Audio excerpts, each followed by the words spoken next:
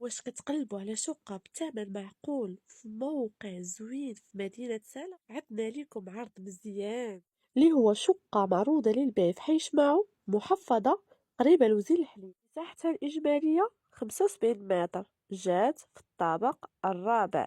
كتوفر لنا على 3 ديال الصالونات، غرفة نوم واحدة، مطبخ وحمام. والامتياز اللي في هاد الشقة انها تتمتاز بجوج ديال الواجهات اللي يخليوها مضوية مشمسة طول النهار. بالنسبة للناس اللي غيسولو على المصعد والمرآب، غير متوفر في هذا الموبل، غير هو اللي نعطيكم بأنها جات في موقع ممتاز قريب جميع المرافق الضرورية اللي كنحتاجو في حياتنا اليومية.